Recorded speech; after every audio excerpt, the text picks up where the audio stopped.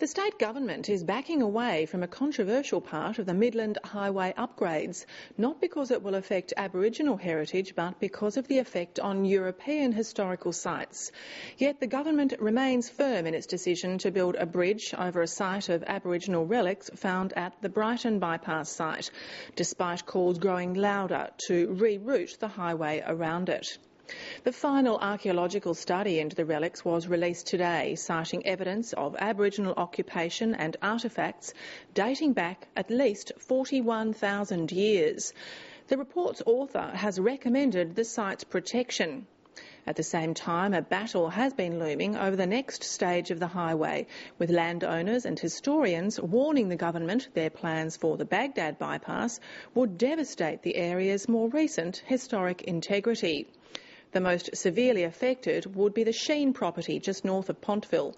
The land was originally granted to the grandson of King George III. Look, I was a member of the Queensland Heritage Council for a two-year period. Also chair of the local branch of the National Trust, and my wife and I, Anne, we've been married, for about 25 years, and our whole married life we've had heritage property. So we've, our mission statement has been preserving our past for the benefit of future generations. Hi, Henry. How are you going? A little bit of propping will do wonders. David and Anne Kernke fell in love with Tasmania while on holiday in the mid-1990s and jumped at the opportunity to move here when the historic Sheen property in Tasmania's southern Midlands came up for sale 4 years ago. The property was very well regarded and a very important part of early colonial times. Wheat grown here on Sheen and in the lower Bagdad Valley was used to feed the fledgling colony in Sydney Cove, and also here in Hobart. The wheat and orchards have gone, but the property is still considered an important part of Tasmania's Midlands. We're doing our history report and all the other reports that go with the conservation management plan. So our ultimate aim will be to bring Sheen back into as near original condition as possible and eventually allow access to the public. It's more than a labour of love. The couple have already spent a significant sum of money. The conservation and restoration of the stables is well underway. The homestead buildings date from 1822 and the stables the mid-1840s. Both are listed on the National Estate and the Tasmanian Heritage Register. As works on the Midland Highway bypass at Brighton move steadily north, the Kernkes fear plans for Stage 2 will irreparably damage the historic integrity of Sheen. On land adjacent to the historic St Mark's Church, roadworks are clearly visible. Tucked away from the current Midland Highway, the Kernkes knew when they purchased the property there were plans for a new one. I'm not opposed to the highway. When we bought Sheen, we did our searches, obviously, and we realised that one day there was a proposal that a highway would be going through here. So we bought the property, eyes wide open. The biggest issue that I have is the fact of this cloverleaf. The Department of Infrastructure, Energy and Resources proposes a cloverleaf intersection for Stage 2 of the highway to provide access for Pontville and surrounding residents. When I went to a council meeting one time, Dyer were making a presentation to them, and I asked them about the cloverleaf and particularly about the elevation of this structure.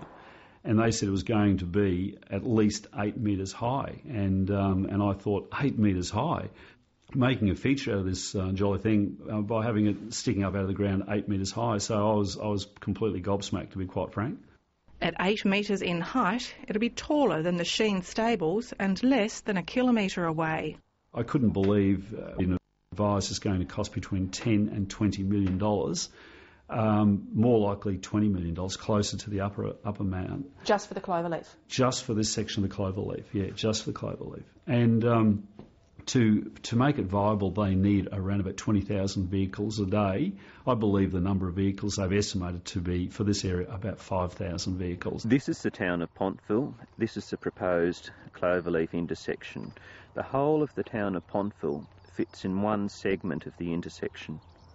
So the intersection is what, about 4 times the size of the township of Pontville? It is, and the affected area is about 6 times the area of Pontville. When you say affected area, is that an area that the department has acknowledged will be affected by either compulsory land acquisition or major earthworks? Yes, it's the likely area that will no longer be farming area, it will no longer be the traditional use of the land, and it will be entirely subservient to the roadworks.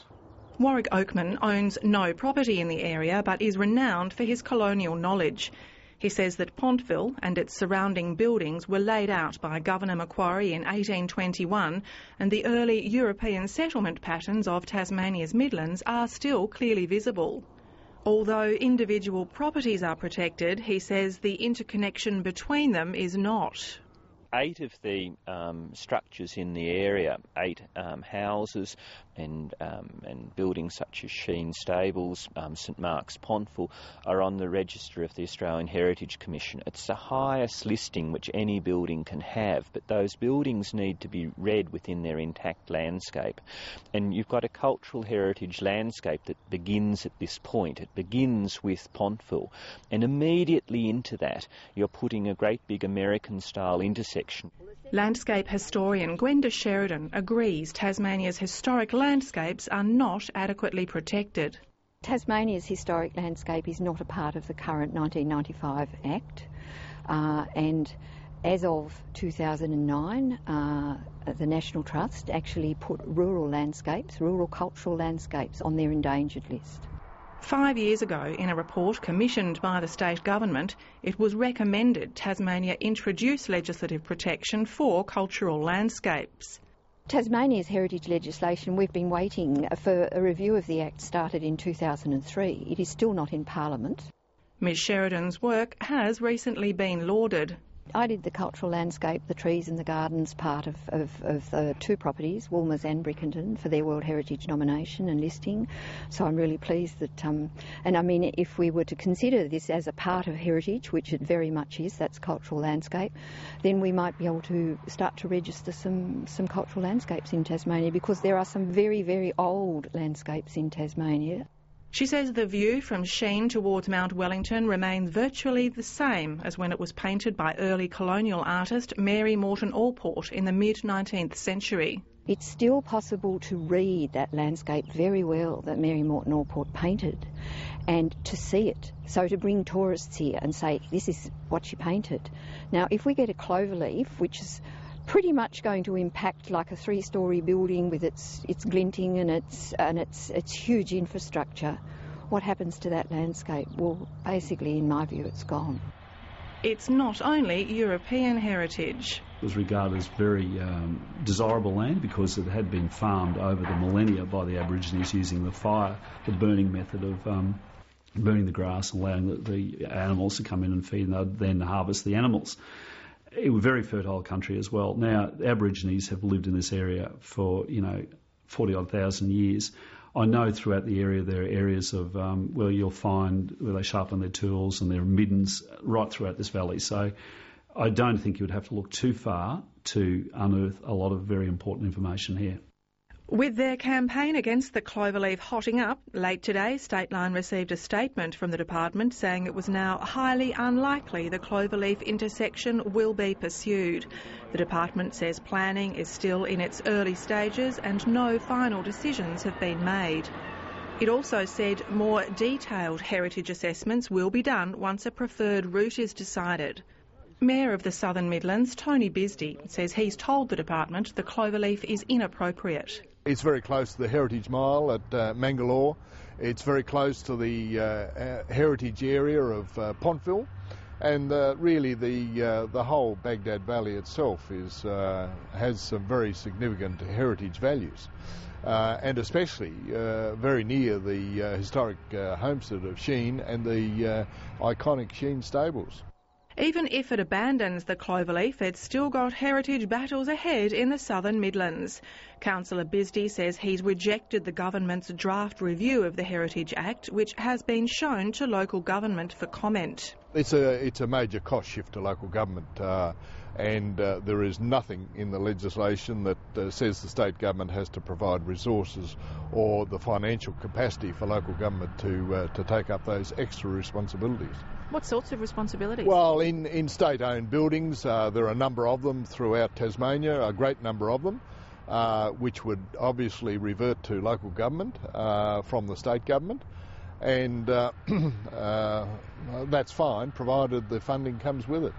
In a bid to better protect his municipality's historic precincts, he's taking a planned amendment to the community at a public meeting next week. What I'm concerned about is inappropriate development that does not sit with the historic values of the township itself, and of course specifically the Callington Mill precinct.